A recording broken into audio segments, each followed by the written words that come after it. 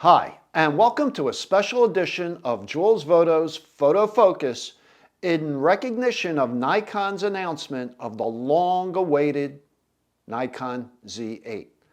Now, this camera has been talked about for several years. In fact, the second video I ever published to YouTube, March of 2021, concerned my Nikon Z8 dream. And in that video, which I will put a link in the description below, it's a very short video, I just gave what I would like to have seen in a Z8. Now, they did check some of those boxes. I wanted a D850 type Pro body. I wanted a tilting rear screen that would enable me to shoot vertical at a low angle. I wanted illuminated buttons, improved eye autofocus for animals and people, and it's got Z9 autofocus, so we know that that's going to be good. And there were a few other things. I wanted a 500th of a second sync speed. That goes back to my days as a wedding photographer shooting with medium format with a leaf shutter in the lens, which enabled me to get that, but I guess that was wishful thinking. But so overall, it checked a lot of the important boxes. It's basically a mini Z9, and that's a good thing. The same sensor, the same autofocus system, almost the same in video. I believe the Z8 will not enable you to film as long as the Z9.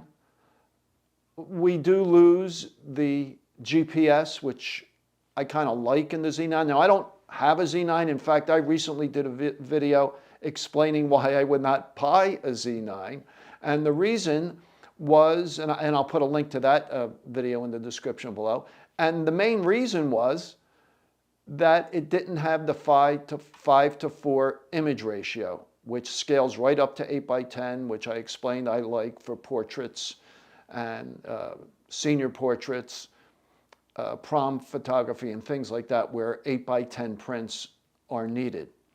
But so it doesn't have that. In fact, it looks like Nikon is dropping that now. The last camera to have that would have been the Z7 II and the D6. In fact, all the Nikon Pro bodies since the D3 had that 5:4 image ratio. So no one else has it. Canon, Sony, and the others, no one else has it. So I guess Nikon decided to drop that too, although I think it would be very simple via a firmware update. The Z8 looks like a real winner.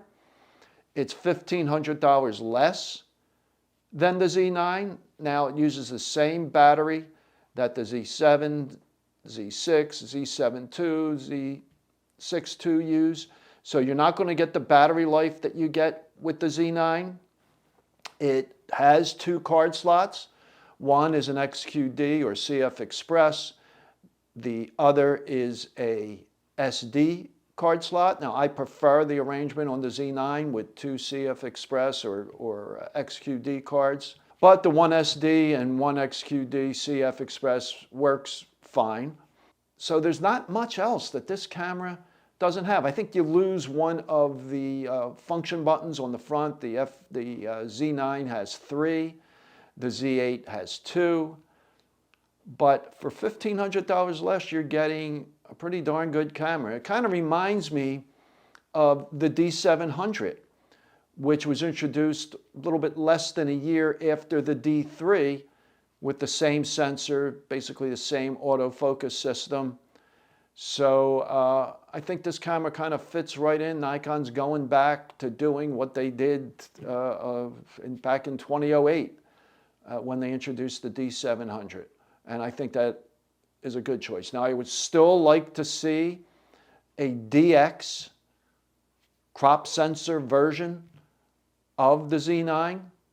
Could use a similar, probably smaller body since it won't be full frame, but with basically that autofocus system, kind of like the D500 compared to the D5. I would really like to see that, especially for all you wildlife and sports photographers. I think that would be a great, great camera for Nikon to have. So leave your comments in the comments below. Tell me what you think about this new Z8. If you're going to pick one up, if you aspire to pick one up, and if you have any questions, please leave them as well in the comments below. And normally I come out with a video every Wednesday morning at 11 a.m. Eastern Time. So please subscribe to my channel and click that bell so you're alerted anytime I come out with a new video. So I will talk to you next time.